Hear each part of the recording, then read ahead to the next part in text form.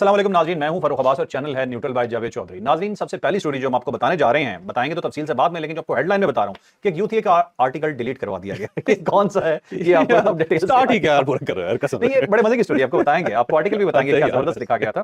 और उसके बाद लगा ऐसे कि वो उसके बाद नजर नहीं आया, कहां गया पता नहीं। अच्छा, एक आपको फिर ये बताएंगे जी कि वंडर बॉय नहीं आ रहा। ये वंडर बॉय कौन है, आपको साथ ये बताएंगे क्या शहबाज शरीफ साहब की सीट को कोई खतरा है, ये डिटेल से जानिएगा। फिर आपको ये बताएंगे कि शहजाद अकबर साहब पे फिर हमला हो गया। ये पैदर पे हमले शहजाद अकबर साहब पे क्यों हो रहे हैं, क्यों इन्हें टारगेट किया जा रहा है, ये जानिएगा। या ये भी हो सकता है कि शहजाद अकबर साहब टोटली झूठ बोल रहे हैं। बहरहाल आज आपको सच्चाई बता देंगे। फिर आपको ये बताएंगे जी कि सोहेल अफरीदी साहब कराची जा रहे हैं। लाहौर तो वो गए थे, लाहौर में एक पूरा शिकार हो गया, वहां पे एक मसला खड़ा हो गया, उसमें बुखारी से फटा हो गया, और अब कराची जाकर वो क्या करेंगे और कराची ने अब क्या तैयारियां शुरू कर दी हैं, ये भी डिटेल से जानिएगा। ये बहुत जबरदस्त स्टोरी होने जा रही है। फिर आपको ये बताएंगे कि केबी की कारकर्दगी क्या है, जब से लाहौर से वापस आए हैं वज़रा सोहेल अफरीदी समेत, उनके लिए जीना दोबर हो गया है। किस तरह से जीना दोबर हुआ है, क्या क्या सवाल उनसे पूछे जा रहे हैं, ये डिटेल से जानिएगा। फिर आपको ये बताएंगे कि इंटरनेशनली पाकिस्तान के लिए बहुत अच्छी खबर, इंटरनेशनली एक जरीदे ने पाकिस्तान के मुतालिक लिखा, एक सर्वे आया जो पाकिस्तान के लिए और पूरी दुनिया के लिए हैरान कर देने के लिए काफी था। और उसके अलावा भारत के लिए भी एक खबर छपी, वो भी एक इंटरनेशनल जरीदे में छपी, जिसमें यकीन माने भारत का मुंह काला करके रख दिया गया। ये भी डिटेल जानेंगे आज ही के व्लॉग में। तो सबसे पहले चलते हैं हम अपनी पहली स्टोरी पे कि किस यूथिए का आर्टिकल डिलीट हुआ। तो बताइए। लेकिन मेरी आपसे रिक्वेस्ट है कि चैनल को सब्सक्राइब जरूर कीजिएगा और ये जो बेल आइकन है इसको जरूर प्रेस करें ताकि नोटिफिकेशन आपको मिलता रहे।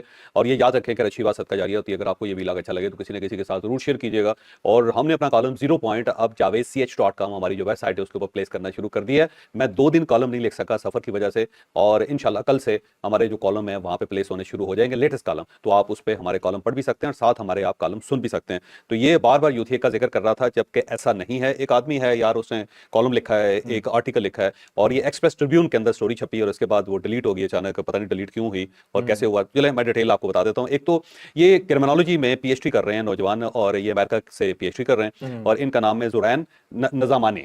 और ये जो जुरैन नज़ामानी है, ये बेसिकली फजीला काजी एक बहुत मशहूर एक्ट्रेस हैं और सारा पाकिस्तान उनको जानता है। और उनके खामद जो कैसर नज़ामानी जो है वो भी बड़े मशहूर एक्टर हैं। तो इनके ये साहबजादे हैं और ये पीएचडी कर रहे हैं अमेरिका के अंदर। इन्होंने एक आर्टिकल लिखा और एक्सप्रेस ट्रिब्यून में इन्होंने दे दिया। अब जरा एक्सप्रेस ट्रिब्यून की जो मैनेजमेंट है वो भी कराची के साथ उनका ताल्लुक है और ये भी कराची के रहने वाले हैं और अच्छे नोटेबल लोग हैं, सेंसेबल लोग हैं, पढ़े लिखे लोग हैं।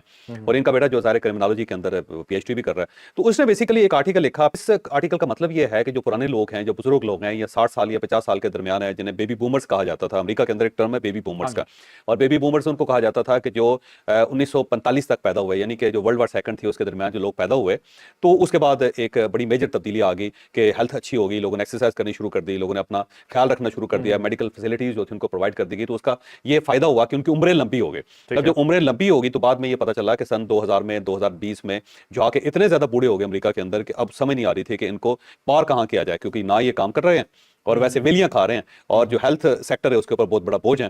तो अब बेबी बूमर्स का आ गया कि अब इनको पार करना है, इनसे जान छुड़ानी मुश्किल हो जाएगी, क्योंकि ये ऐसी गाय है जो दूध तो दे नहीं रही और चारा बहुत ज्यादा खा रही है। तो उसे ये टर्म बनी थी। तो इसमें जो नज़ामानी साहब है उनका ये कहना है कि पाकिस्तान के अंदर जितने ताकतवर बूढ़े हैं ना, ये खत्म हो चुके हैं बेसिकली, और इनकी जगह जो जेन जी है वो ले चुकी है और अब ये उनको उनके साथ कनेक्ट नहीं कर पा रहे। तो दबे लफ्ज़ों में उन्होंने DGISPR का हवाला दिया कि वो स्कूलों में जा रहे हैं, कॉलेजेस में जा रहे हैं, यूनिवर्सिटी में जा रहे हैं और वहाँ पे जाके स्टूडेंट्स को हुब्बुल वतनी का दर्स दे रहे हैं। तो नौजवान जो है हुब्बुल वतनी का दर्स जो है वो लेने के लिए तैयार रहे हैं। अच्छा। और इसके साथ साथ उन्होंने कहा जी आप बुनियादी ज़रूरतों का ख्याल रखें और वो बराबर के मौके दें और सोसाइटी को लोगों को सांस लेने की इजाज़त देंगे, या तो फिर जाके सोसाइटी बेहतर हो सकेगी। सिक्योरिटी के बगैर बाहर नहीं जा सकते। और इसके साथ साथ जो नौजवान है वो मुल्क छोड़ के जा रहे हैं और जो खुद साख्ता नेकी है उसकी आप बहुत ज़्यादा परवरिश कर रहे हैं या परवान चढ़ा रहे हैं, उसको वगैरह वगैरह लंबा छोड़ा आर्टिकल है। तो ये आर्टिकल एक्सप्रेस ट्रिब्यून में छपा और उसके बाद थोड़ी देर बाद गायब हो गया। इसका जो गायब होना था उससे ये ज्यादा मामला बना, क्योंकि ये कोई बहुत बड़े राइटर नहीं है कि इन्होंने कुछ स्टोरी लिख दी है तो उसके बाद पूरा पाकिस्तान पढ़ेगा। दूसरा, इंग्लिश पढ़ने वाले लोग बहुत कम है। अगर आप एक्सप्रेस ट्रिब्यून या फिर डेली न्यूज़ या फिर आप जो डॉन इंग्लिश न्यूज़पेपर्स हैं, अगर आप इनकी मजमूई अगर अशात देख लें तो 10,000 से ज्यादा नहीं होगी, क्योंकि पाकिस्तान के अंदर ज़ाहिर एक तो जो न्यूज़पेपर इंडस्ट्री है वो बहुत तेजी से श्रिंक हो रही है। इंग्लिश की तो बहुत पहले ही होगी थी। तो इनके ना 1000-1200 के करीब इनकी कापियां छपती हैं और बाकी ज्यादा ऑनलाइन होता है। और उसके अंदर अगर एक गैर मारूफ आदमी अगर आर्टिकल लिख भी देता है तो उसने किसने पढ़ना था। लेकिन जब ये डिलीट हुआ और उसके बाद पाकिस्तान तहरीक इंसाफ ने इसको उठा लिया तो उसका नुकसान ये हुआ कि बहुत ज्यादा फिर ये वायरल हुआ, फिर उसका जो कंटेंट था उसको ट्रांसलेट किया गया, फिर उर्दू में आया। तो उतना ज्यादा उसको लोगों ने देखा, सुना, पढ़ा कि अब वो एक स्टोरी बन चुका है, टॉप ट्रेंड बन चुका है। तो मेरा ख्याल ये है कि एक तो जिन लोगों ने इसको हटवाया इस आर्टिकल को, मेरा नहीं ख्याल कि उनको ये काम करना चाहिए था। कुछ चीजें होती है उसको लेट इट गो होना चाहिए कि इसको जाने दें कि गुजरने दें इसको। अगर आप गुजरने नहीं देंगे, रोकेंगे, तो उसका ज़्यादा इफेक्ट आएगा। दूसरा, मेरा ख्याल है अखबार को भी सोचना चाहिए था कि थोड़ा सा रुक जाते यार, समझा देते। एक साइड से टेलीफोन आया, आपने अगले 5 मिनट के अंदर अंदर आपने आर्टिकल गोल कर दिया। उसका नुकसान ये हुआ कि अब एक्सप्रेस ट्रिब्यून जो है उसकी भी बेइज्जती हो रही है, और जिन लोगों ने आर्टिकल हटवाया उनसे भी पूछा जा रहा है। हो सकता है उन्होंने ना हटवाया हो, किसी ने कह दिया हो कि आपने क्या छाप दिया, और फौरी तौर पर उन्होंने कहा जी इसको तो हटा देना आप, तो उसका नुकसान हुआ। एक चीज मुझे बताइए, छपने के काबिल था?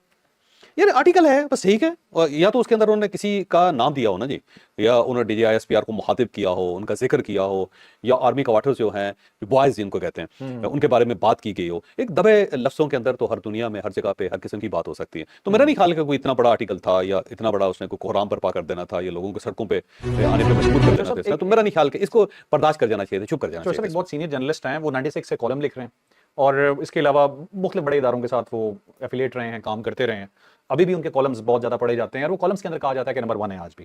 ठीक है। यार ये और क्या मैं बकवास मैं मैं वैसे एक बात जानना चाह रहा था, और वो उनका एक टीवी भी है, NTV के नाम से। है। यार ठीक है, वो जानते हैं आप यार कौन? तू बड़ा शैतान आदमी है यार, वैसे जो भी है। अच्छा चलो।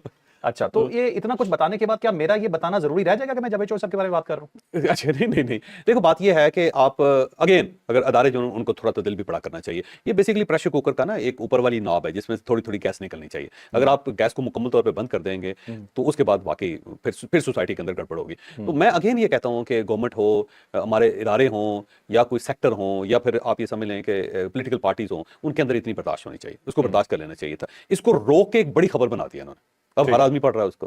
बस ना, मैं आपसे पूछता हूं कि जब से ये टॉप 10 में आया तो आपने उसको पढ़ा होगा, उससे पहले के आर्टिकल नहीं, पढ़ा मुझे आपने? पता भी नहीं। आपको ये इस बंदे का पता है कोई? नहीं, या बिल्कुल। फजीला काजी का पता है आपको? फजीला काजी का पता? लेकिन उसका पता है कि उसका बेटा? नहीं, ये नहीं पता, नहीं, ये नहीं, आज पता। आज पता चला। और उससे पहले इसके कभी आर्टिकल किसी ने सुना भी नहीं था। अब हर आदमी इस बंदे को जानता है। इनकी तहरीर से और इनकी एफिलिएशन से क्या आपको लग नहीं रहा कि यूथी आर्टिकल? यार हो सकता है यार, हर आदमी का व्यू है। देखो, एक आपका व्यू, एक मेरा व्यू है। एक ही शो के अंदर 2 बंदे बैठे हैं, हमारे व्यू के अंदर बहुत फर्क है। तो इसका मतलब ये नहीं है कि आप मेरी गर्दन उतार दो या मैं आपकी गर्दन उतार दूं, या हम दस्तों गिरबान हो जाए, एक दूसरे का सर खोल के बैठ जाएं। ऐसा मुमकिन नहीं है। इसको चलते रहना चाहिए। एक डिफरेंस ऑफ ओपिनियन जो है वो, देखो, अल्लाह ताला दुनिया की सबसे बड़ी सच्चाई है। आधे से ज्यादा दुनिया उसको नहीं मानते। तो क्या अल्लाह ताला को उस सारी दुनिया को मलियामेट कर देना चाहिए, तबाह कर देना चाहिए? बर्दाश्त पैदा करनी चाहिए। ये बर्दाश्त जो है ना, सोसाइटी का हुस्न होता है, उससे सोसाइटी चलती है। और ये यूथियों में बर्दाश्त सबसे कम है। अच्छा यार, चलो चलिए, आगे अब चलते हैं आगे। अगली स्टोरी पे। नेक्स्ट स्टोरी जी वंडर बॉय के लिहाज से करेंगे। वंडर बॉय कौन है, शहबाज शरीफ साहब के हवाले से क्या बातें हो रही हैं, इसमें हकीकत क्या है, ये जान। ये बिला वजह स्टार्ट हो गया कि वंडर बॉय, ये बेसिकली तो सुहेल बड़ाई साहब ने कॉलम लिखा था कोई, उसके अंदर उन्होंने जिक्र किया था कि बस एक बंदा आ रहा है, और दबे दबे लफ्ज़ों में उन्होंने कह दिया कि जी बस कुछ बड़ी तब्दीली आ रही है, सिस्टम बदल रहा है, और ये 2026 के अंदर बदलेगा। फिर एक खातून है जो नजूमी है, उन्होंने भी कह दिया जी कि एक 2-3 बंदे हैं जिनके ऊपर काम हो रहा है, तो ये सारा जो सिस्टम है, मियां शहबाज शरीफ और बाकी सब ये लोग फारिग हो जाएंगे, उनकी जगह नए बंदे आ जाएंगे वगैरह वगैरह। लेकिन मुझे नहीं लगता कि ये बात ठीक हो सकती है। हो सकता है, हर चीज़ मुमकिन है दुनिया के अंदर, और ये कुदरत का अपना एक सिस्टम है, वो कुछ भी कर सकती है। कहा जाता है कि अगर इस दुनिया में सरप्राइज ना हो तो फिर दुनिया का कोई फायदा नहीं है। हर आने वाला दिन नया दिन होता है, पिछले से मुख्तलिफ होता है। बैठे बैठे किसी को कुछ भी हो सकता है, होने को कुछ भी हो सकता है। लेकिन अगर आप आज के हालात देखें तो मुझे नहीं लगता कि इसके अंदर मियां शहबाज शरीफ से बेहतर को प्राइम मिनिस्टर किसी को मिल सकता है। उनकी वैसे 3 वजूहात है। एक तो मियां शहबाज शरीफ तजर्बाकार आदमी, वाकई तजर्बाकार आदमी। उस आदमी ने इंडस्ट्री में काम किया, फिर उसके बाद आप देख लें चीफ मिनिस्टर रहे, और पंजाब के अंदर बड़ी उन्होंने काम किया। फिर उसके बाद एक पोलिटिकल ग्रूमिंग उस बंदे की बड़ी जबरदस्त हुई। तो तजर्बाकार आदमी इससे ज्यादा बेहतर आपको पूरे लॉट के अंदर नहीं मिलता, जिसने ये सारे एक्सपीरियंस से गुजरा हो। दूसरा ये कि सिंसियर आदमी है, वो अपने मुल्क के लिए, पार्टी के लिए बहुत काम करता है। मियां शहबाज शरीफ देखो, वर्कोलिक है, बहुत ज्यादा काम करने वाला बंदा है। जो बंदा 15-16 घंटे मुसलसल काम करता हो, और कैंसर पेशेंट हो, लेकिन इसके बावजूद आपके लिए अवेलेबल हो, कभी इधर दौड़ रहा, कभी उधर दौड़ रहा हो, तो इसका मतलब ये है कि उसकी सिंसियरिटी पे ऊपर उंगली नहीं उठाई जा सकती। और तीसरा उसके अंदर ये है कि लड़ने वाले नहीं है, वो एस्टैब्लिशमेंट के साथ मियां साहब जो है ना, लड़ने वाले आदमी नहीं है। और अगर मियां नवाज शरीफ होते तो आप यकीन करें अब तक गवर्नमेंट लपेट चुकी होती।